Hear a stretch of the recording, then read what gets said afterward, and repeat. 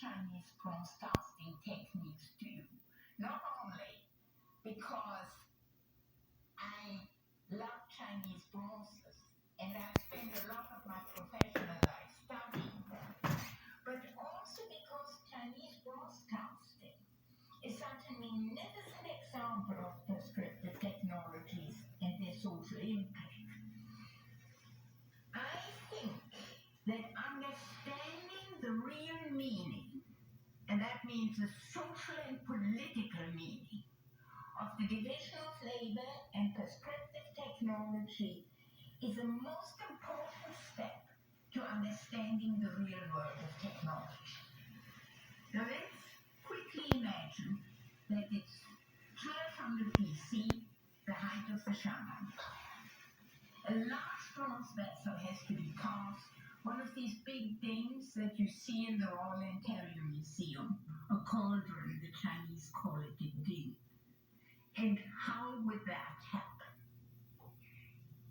Assume you would be the emperor. You would say, hooray, we beat them.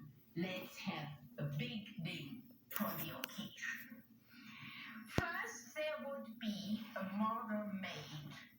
The model would be life-size, full-scale, with all the decorations on it. It would be made in clay, but it also could be carved in wood. And if you were the great I am, you could say, I like that one, but I don't like this one, because you would be sure the final thing would look like that. Once you approved the model, a mold would be made. People would put very fine clay first and then coarser clay around that model, and then would let it dry. That mold would be carefully sliced and taken off, almost the way we peel an orange. Imagine you peel an orange really nicely in segments and carefully take the segments off. This is how the dry mold is separated from the model. The mold is then fired.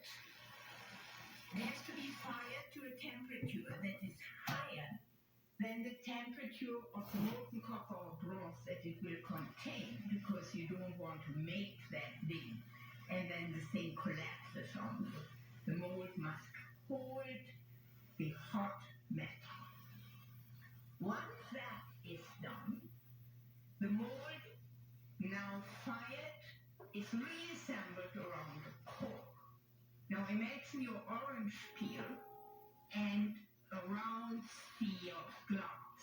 You assemble that orange peel nicely around that sphere, but you put little stickers in so that there's a space between the mold and the core, because there ought to be some molten metal poured into that space.